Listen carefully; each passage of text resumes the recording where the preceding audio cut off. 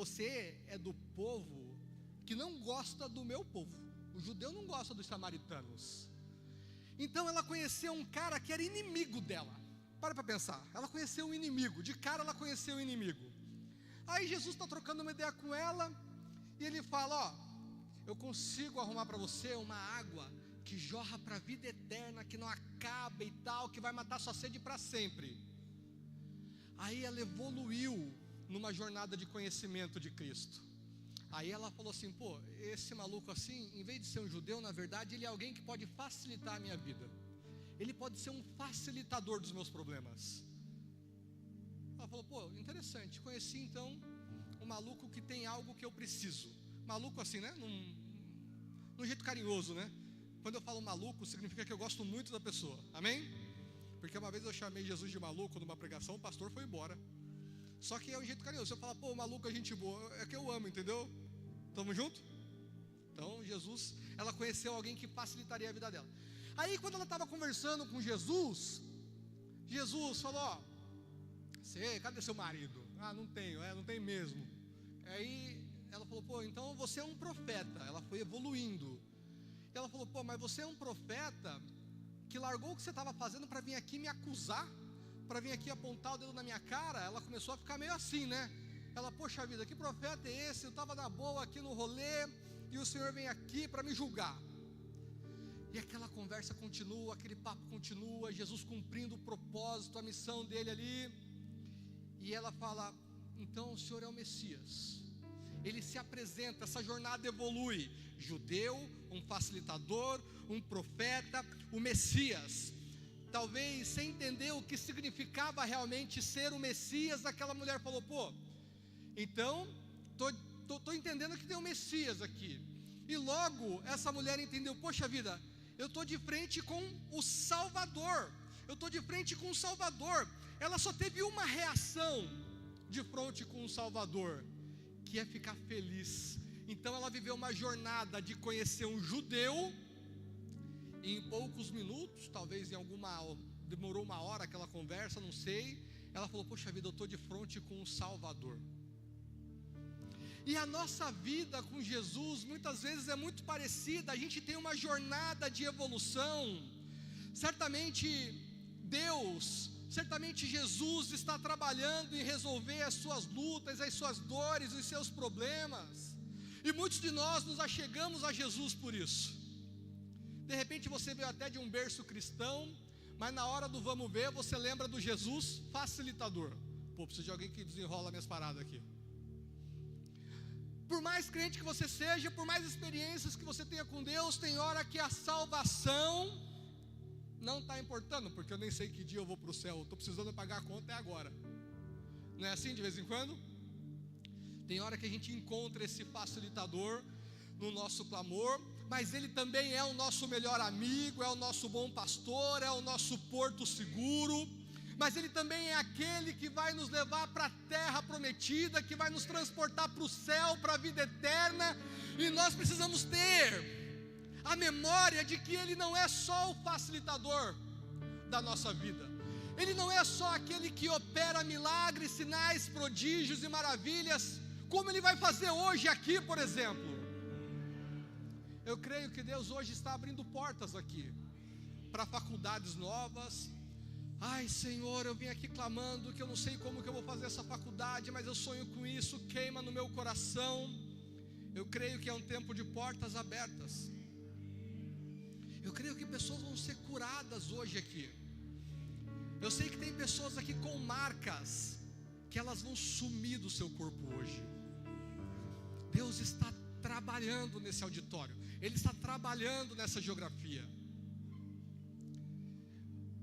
Há uma atmosfera de milagres, sinais, prodígios e maravilhas aqui nessa noite.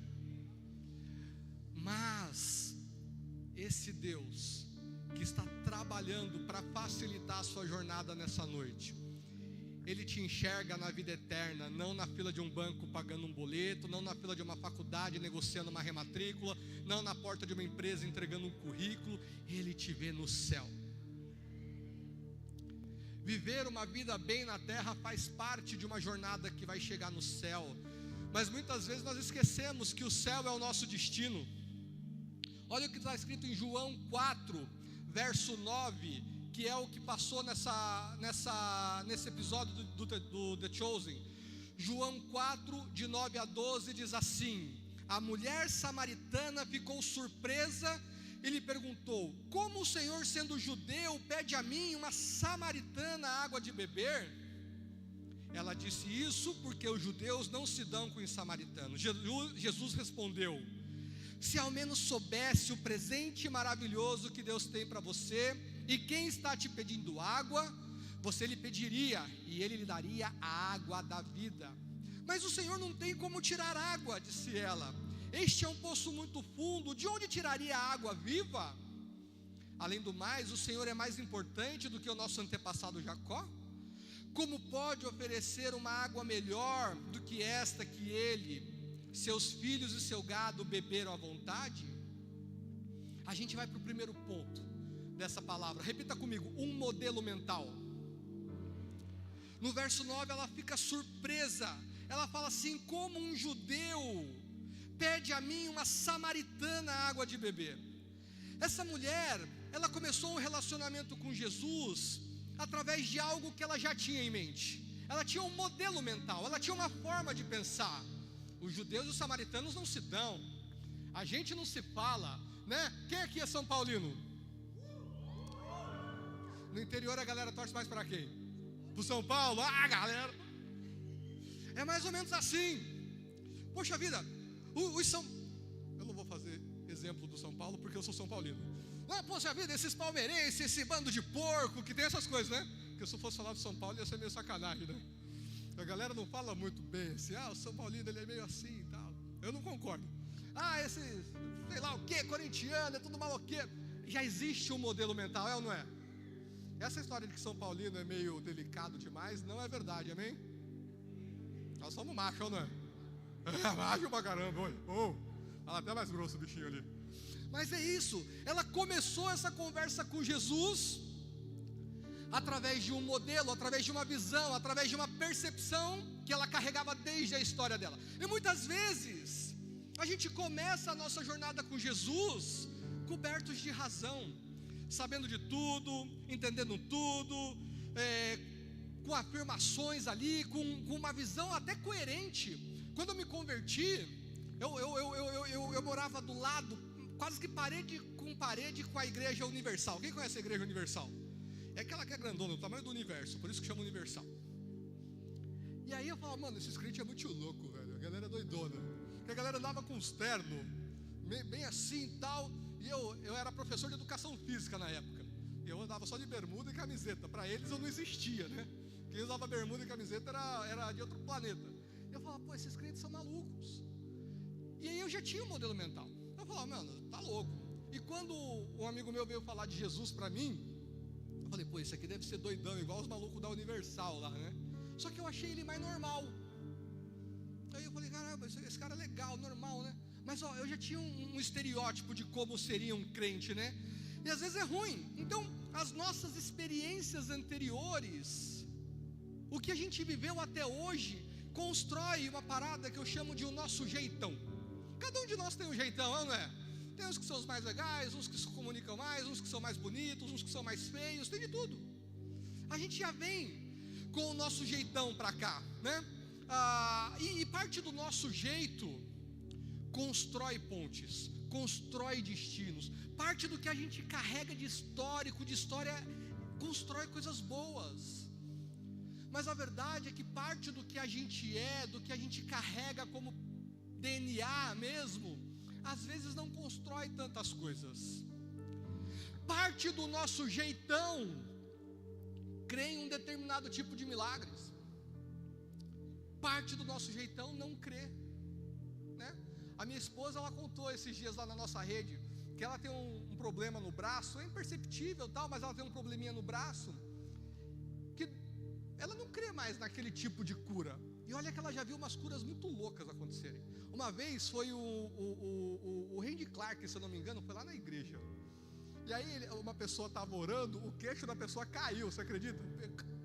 Caiu, a pessoa estava orando e feliz assim, rindo, estava uma unção, o queixo da pessoa caiu. Aí o Randy Clark fez uma oração, tocou no queixo da pessoa, o queixo voltou. Doideira, assim, muito louco, assim. Ela falou, nossa, existe esse tipo de milagre. Só que ela não crê no milagre dela. É muito louco, porque o nosso histórico nos faz crer em algumas coisas.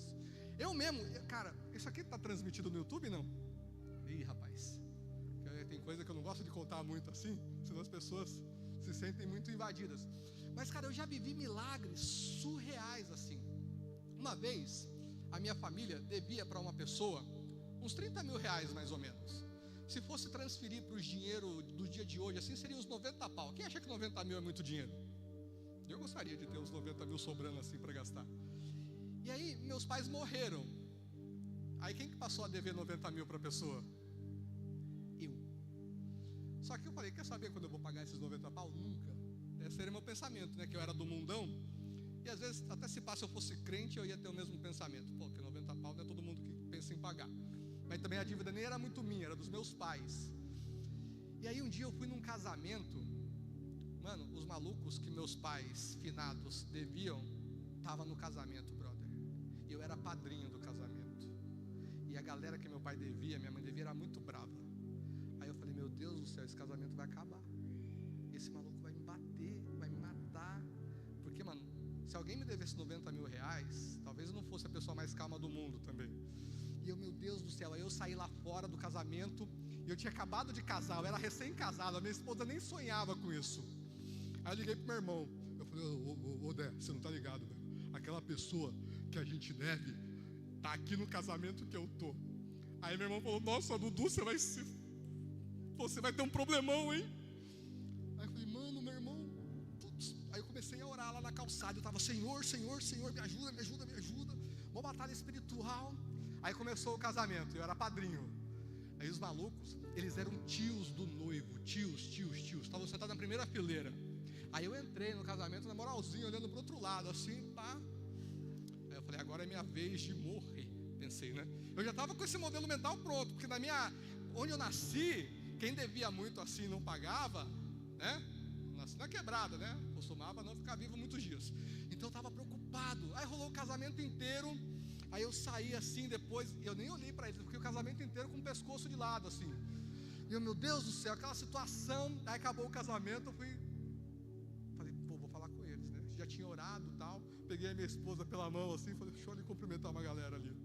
Aí fui. Eu falei, ô fulana, tudo bem? Que saudade. Pô, quanto tempo, né? Fazia uns 10 anos que eu não via eles. Eu achei que eu nunca mais ia ver eles na vida. Eles, nossa, Eduardo, você tá vivo ainda. Aí na hora eu fiquei igual o Chaves, né? Aí eu falei, pois é, por enquanto.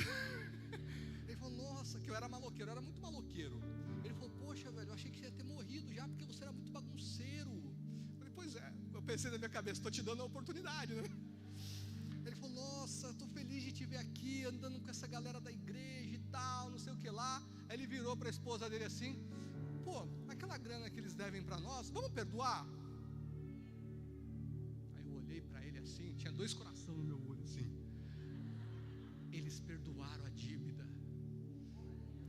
Aí eu falei, meu Deus do céu, eu estava com o nome limpo e sem dever para os caras e nem ia morrer aquele dia. Para mim eu estava na lua já. Então,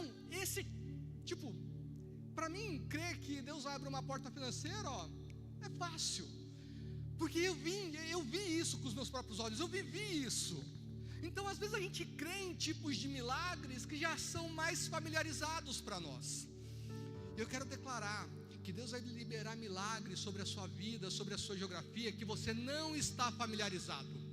Se a sua vida é endividada, Deus vai liberar provisão. Se há doença na sua casa, Deus vai liberar cura. Se há um lugar de escassez na sua vida, Deus vai superabundar. Deus vai liberar milagres que você não está acostumado a receber. Receba isso em nome de Jesus.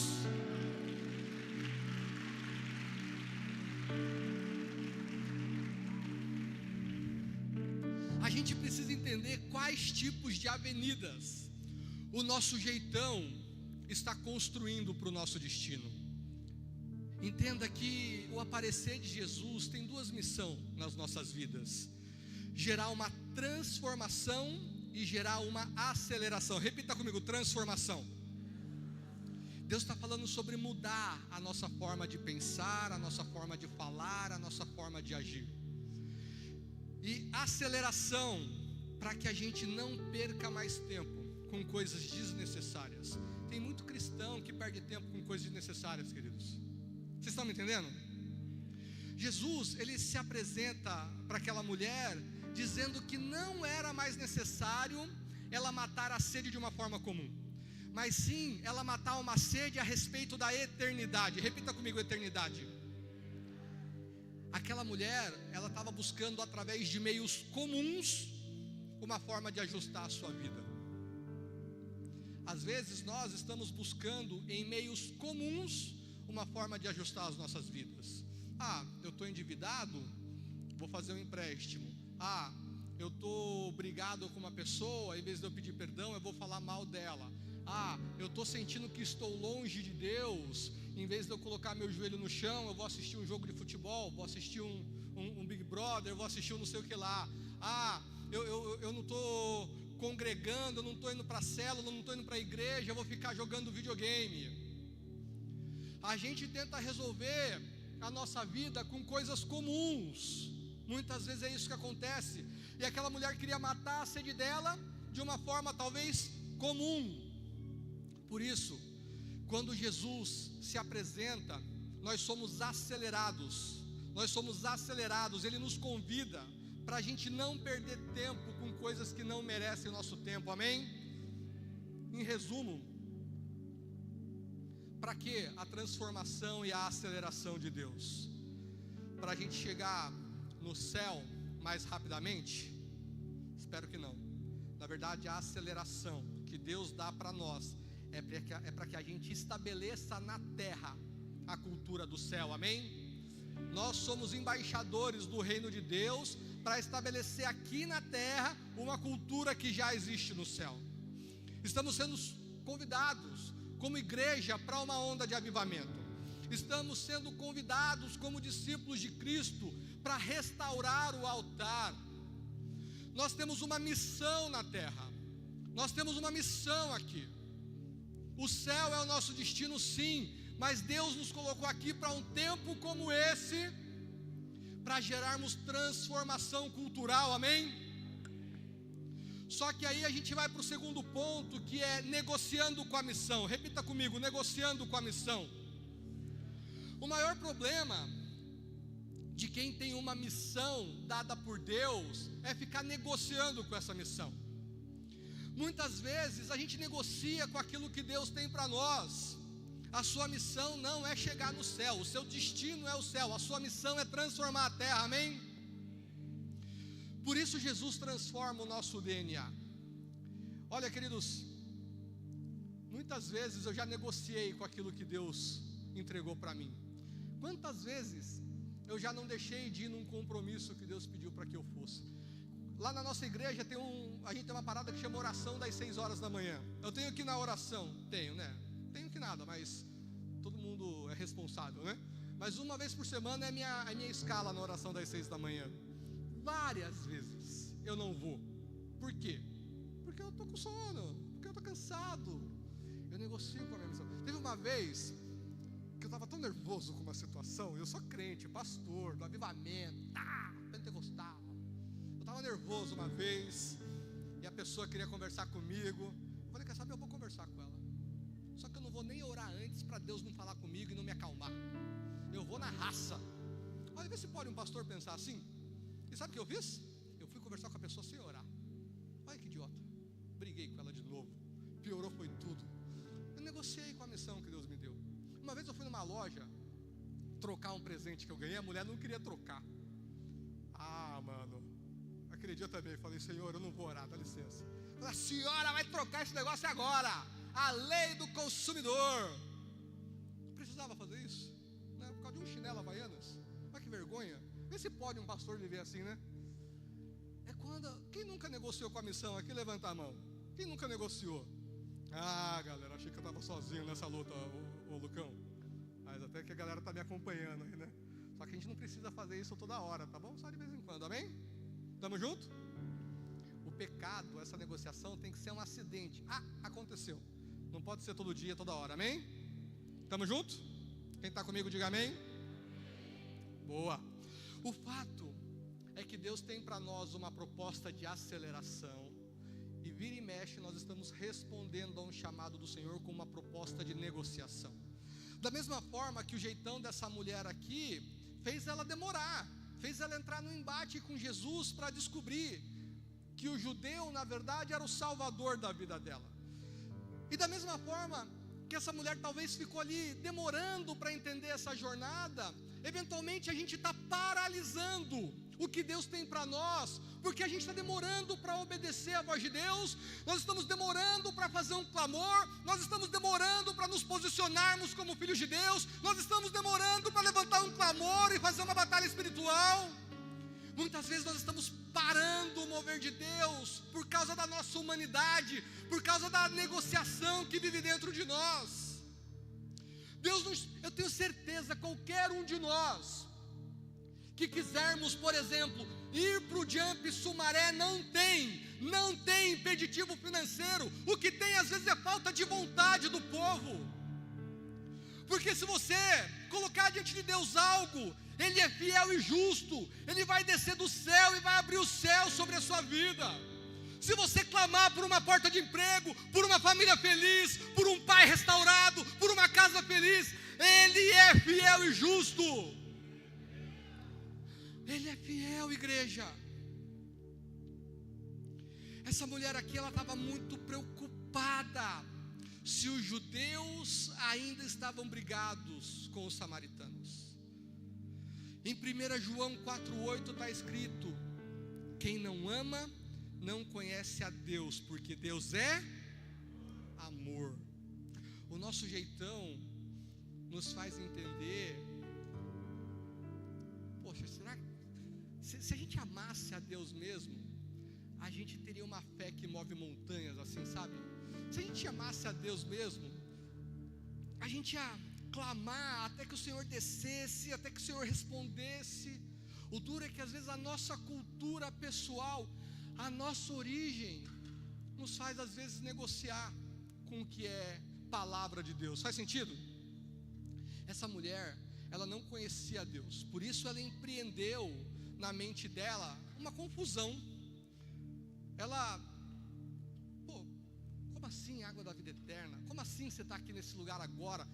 E esse é o terceiro ponto dessa ministração. Jesus se apresenta a uma confusão. No verso 10 está escrito assim: se ao menos soubesse o presente maravilhoso que Deus tem para você, e quem está lhe pedindo água, você lhe pediria e lhe daria a água da vida. Jesus, Ele vira para uma pessoa confusa. Se você está numa jornada hoje de confusão, se você não sabe o que Deus tem para você, se você está negociando com Deus, Ele está se apresentando a essa confusão nessa noite, amém? Jesus vira para essa mulher assim e fala: calma, você está no lugar certo, só não coloca tudo a perder, você está no lugar certo. E muitos estão ouvindo de Deus agora: você está no lugar certo, você está no lugar certo. Jesus se apresenta diante de uma confusão, e nesse cenário, ela poderia sair correndo, ela poderia se assustar, porque quando existe uma confusão, e vem alguém com uma proposta de solução, às vezes a gente se assusta. Eu tenho uma amiga, que ela foi para uma entrevista de emprego lá em São Paulo, e a pessoa fez uma entrevista de emprego, é tipo uma guerra, né? Você está brigando com a pessoa para provar que você é bom, né? E a pessoa lá querendo saber quem você é, e fica aquele negócio, aquilo, daqui a pouco, eu tinha uma amiga que estava numa entrevista, a mulher fez umas perguntas para ela difíceis assim, sabe o que ela fez? Nem deu tchau, levantou e foi embora. Ela fugiu da luta, ela fugiu da entrevista, deixou a mulher falando sozinha. Os confrontos na nossa vida nos colocam numa posição de luta ou de fuga. E essa mulher aqui, ela poderia ter fugido na hora do embate. Pô, quer saber, velho, esse maluco já está me acusando, tal, vou dar o fora daqui. Quantas vezes o apóstolo Fábio, inclusive ele mandou um salve aí para vocês, quantas vezes o apóstolo Fábio não veio me discipular, E eu pensei assim, meu Deus do céu, como eu saio daqui? Só que eu não posso sair, né, velho? Sou pastor da igreja lá, né? Eu já, para onde eu irei se eu não tenho para onde voltar, não é? Mas eu falo, meu Deus do céu, como é que eu me resolvo esse problema aqui? Porque você é pastor de jovens, você sabe. Você vai fazer um evento na igreja. Mano, a gente sempre quebra alguma coisinha. Pequena, mas quebra. Aí chegou o apóstolo, ô pastor Edu, quebrou a tomada do banheiro, quebrou a torneira. O Lucão quebrou a torneira do banheiro ali, inclusive. A gente, mano, vocês não sabem, porque eu quero ver você explicar para o pastor Nobu. Mano, o maluco parece um incrível Hulk. A torneira não queria fechar, sabe o que ele fez? Arrancou no braço. E saiu com a torneira na mão e a água jorrando para cima. Foi mais ou menos isso, né? Eu aumentei um pouco. Mas é sempre assim. Aí o apóstolo Fábio me põe na parede e fala, pô, quebrou o negócio e tal. Eu falo, meu Deus, como é que eu saio daqui? Né? Você vai ter que se explicar lá para o pastor Nobu. Como é que você resolve aquela torneira lá que você saiu com ela na mão? Foi muito engraçado. Ele ficou com a torneira na mão e falou, nossa, a torneira quebrou. Eu falei, eu tô vendo, né, maluco? Mas às vezes, diante de um confronto, é muito melhor fugir. E não fugir fisicamente, e você ir correndo. Não, você foge. Falou, nossa, o maluco está te confrontando. Aí você fala, pô, você viu as Olimpíadas? Nossa, você viu que o Palmeiras está indo lá, não tem mundial e tal. A gente quer mudar de assunto. Quem não faz isso de vez em quando? Gente, vocês não fazem isso? Vocês não fazem isso? Lucão, a galera que não faz isso, faz, né? Vocês estão de sacanagem comigo.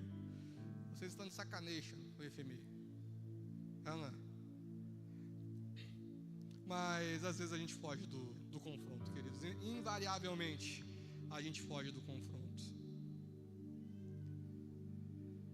Tudo seria mais fácil se a gente tivesse clareza do presente maravilhoso de Deus que está diante de nós. Ele falou isso para a mulher, olha, você está diante de algo tremendo, hein? Se eu fosse você, eu ficaria atenta. Mas a falta de entendimento dos planos de Deus nos coloca num ritmo mais lento do que Deus gostaria, ou às vezes até nos tira da rota. Muitos de nós, por não entendermos a Deus, por não conhecermos a Deus, por não termos tempo no secreto, estamos num ritmo muito lento, ou estamos num caminho oposto ao que Deus tem para nós. Deus está acelerando os seus passos nessa noite. Deus está te colocando em caminhos certos nessa noite. Se você investir tempo na presença de Deus, se você mergulhar e saber quem Ele é, você vai chegar rápido naquilo que Deus colocou no seu coração. Em nome de Jesus. Quarto ponto, experiências com Deus. Repita comigo, experiências com Deus. No verso 11 está escrito assim: mas o Senhor não tem como tirar água, disse ela. Este poço é muito fundo. O padrão mental dessa mulher aqui, mais uma vez, fez ela entender que era impossível Jesus suprir a vida dela. Jesus se apresenta a coisas impossíveis. Olha o que está escrito em 1 Coríntios 1, 27. Mas Deus escolheu as coisas loucas desse mundo para confundir as sábias. E Deus escolheu as coisas fracas deste mundo para confundir as fortes. Muitos de nós já tivemos experiências com a voz de Deus, com visões, com profetas, com sonhos. Muitos aqui sonharam com uma família feliz, muitos sonharam com uma bênção alcançando a sua casa, o seu pai, a sua mãe. Muitos aqui sonharam com uma vida profissional, com uma eleita, com um eleito. Muitos aqui sonharam e receberam palavras de cura.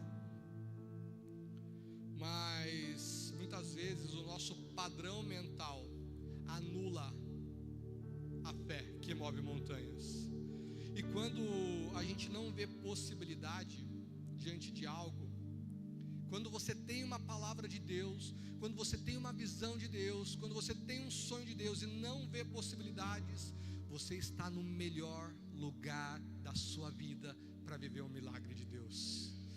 O impossível que você está olhando diante dos seus olhos agora, às vezes é uma cura na sua casa, às vezes é um avivamento no seu chamado, às vezes é algo que você vislumbra para a sua carreira, para a sua geografia.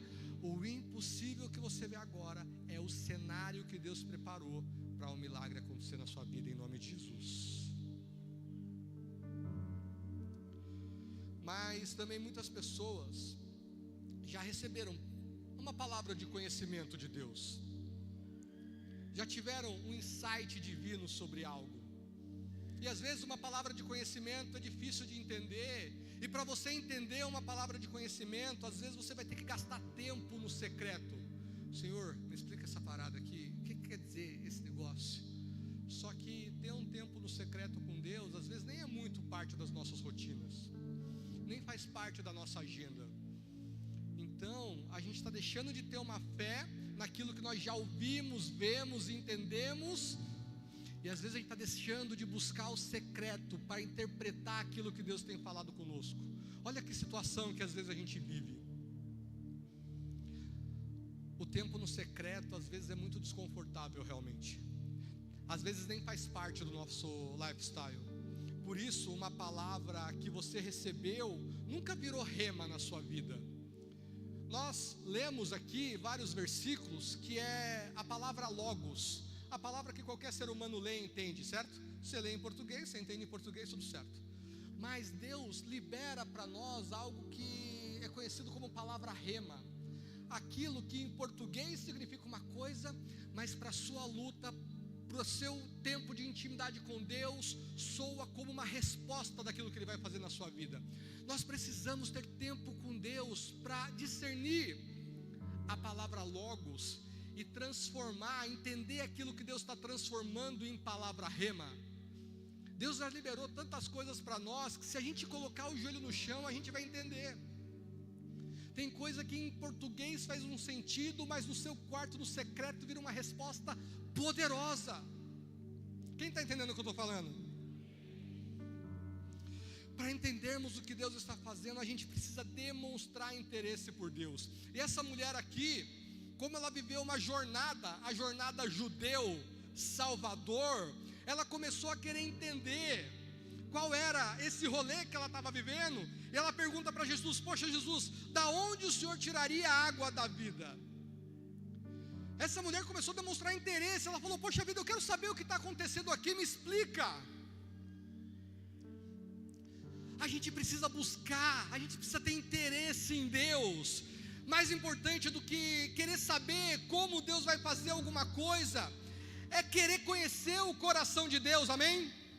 E conhecendo o coração de Deus, a gente já não quer mais saber como Deus vai fazer, porque a gente sabe que Ele vai fazer. Ele vai fazer, não se preocupe como. Números 23, 19, Deus não é homem para que minta, não é filho do homem para que se arrependa. Deus está reforçando nessa noite palavras que você já recebeu, palavras de mudança de destino, palavras sobre a sua vida, palavras sobre o seu futuro. Ele está reforçando: eu não sou homem para mentir, eu não sou filho do homem para que se arrependa. O que eu falei vai se cumprir na sua vida.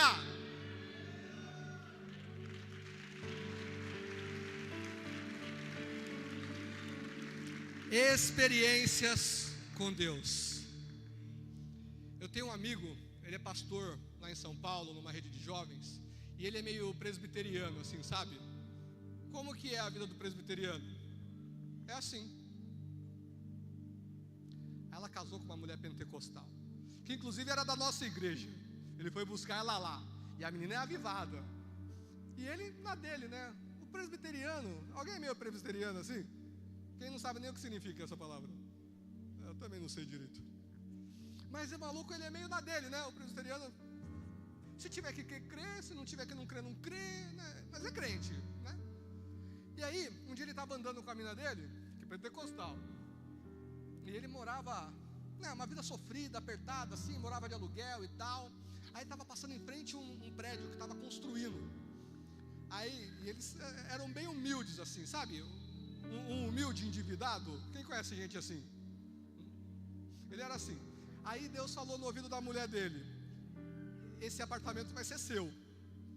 Aí ela falou: ei, deu um coice dele, quase quebrou a canela dele. Aí Deus virou e falou para ela: esse apartamento vai ser seu. Falou de novo. E ela, nossa. Ela virou para o Marco, né? Marco França, já está na internet. Deus falou que esse apartamento vai ser nosso. Aí ele falou: já não vem com essas coisas, pô, pelo amor de Deus, tal. O maluco deu uma reclamada. Aí Deus falou de novo, esse apartamento vai ser seu. Ela falou, pô, Marco, é sério, vai ser nosso. Ele falou, minha amiga, nós moramos de aluguel, não temos R$1 guardado, estamos duro, como é que nós vamos comprar um apartamento aqui? Um apartamento top. Aí ela falou, não sei. Eles entraram no stand para ver o apartamento, você acredita? Aí o Marco França já estava suando frio. Meu Deus do céu, essa menina é louca, já estava preocupado. Aí visitou, tal, não sei o que lá. Mano, eles negociaram e assinaram um contrato lá com o cara. Não, vamos parcelar a entrada em 7 vezes, não sei o que lá. Aí ele falou, meu Deus do céu, o que eu fiz da minha vida? Aí ela falou, calma, o apartamento vai ser nosso. Aí eu perguntei, eles estavam me contando um testemunho, né? Eu falei, mas o que você tinha na hora que você assinou o contrato? Uma caneta. Não, de dinheiro. Ah não, dinheiro não tinha nada. Eu falei, meu Deus do céu. E ela estava nessa vibe, esse apartamento vai ser meu. Mano, o testemunho é muito longo. Mas velho, eles não compraram o apartamento? É deles, está lá, é deles, pagaram.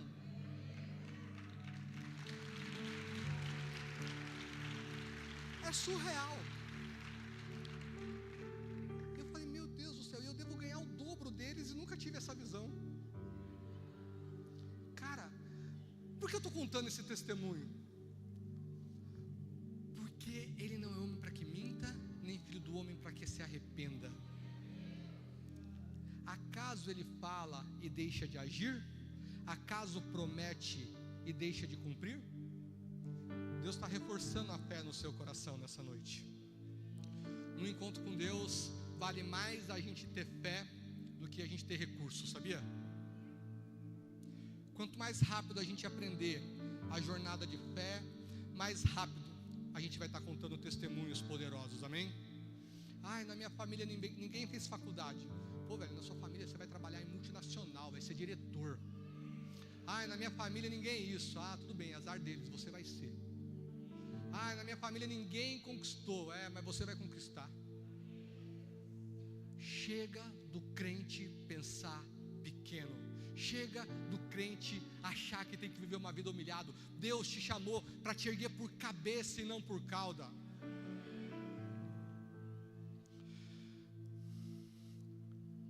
João 4:28, estamos finalizando. Isso. João 4:28 está escrito assim. Nisso, se você quiser ficar de pé, a gente vai acabar. Oh Deus,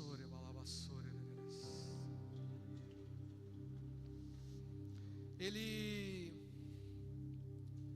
está de fato tocando em visões que você já teve. Tem pessoas aqui que estão lembrando de coisas que já viveram com Deus. Estão lembrando de cultos, de projetos, de redes, de congressos que você já foi e recebeu uma palavra. Deus está lembrando algumas pessoas aqui de uma oferta com propósito que você já fez. Ele está se movendo diante de você agora, te trazendo à memória algo que está te trazendo esperança nessa noite. Você recebe? João 4:28. Nisso, a mulher deixou o seu cântaro de lado. Deixou o seu cântaro ao lado do poço. Voltou à aldeia e disse a todo mundo: venham conhecer um homem que me disse tudo quanto eu já fiz na vida. Será que este não pode ser o Cristo? Então o povo veio da cidade correndo para Jesus.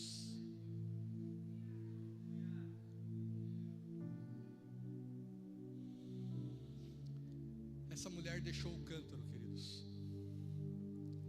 Nisso, a mulher deixou o cântaro no poço. Deixar o cântaro significa deixar o passado. Deixar o cântaro significa deixar aquilo que não faz parte dos sonhos de Deus para você.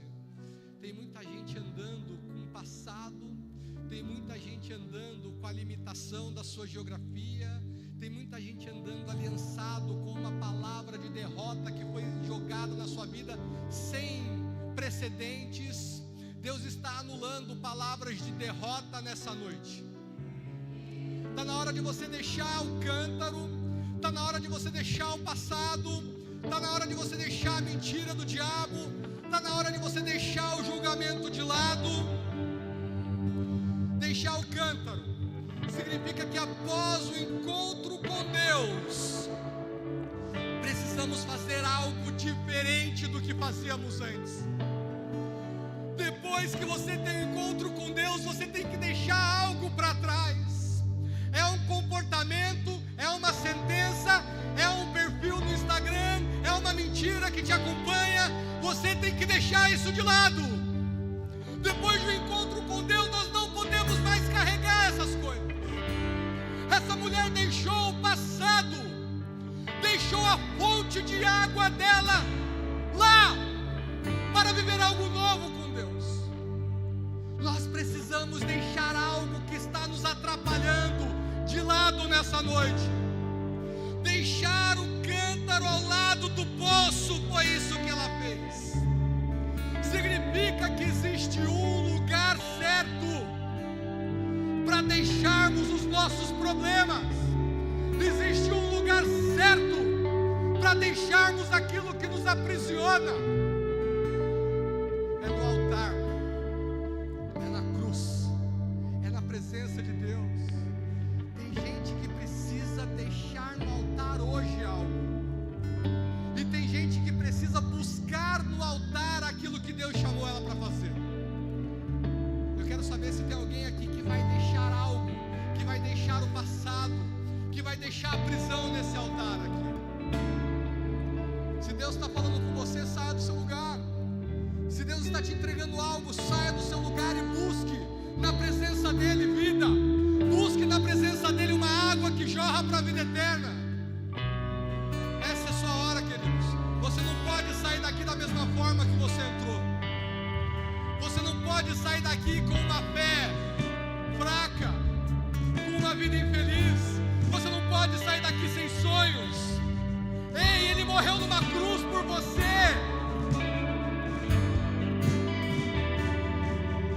Ele está projetando você para a vida eterna, mas existe algo que Ele está liberando para a sua vida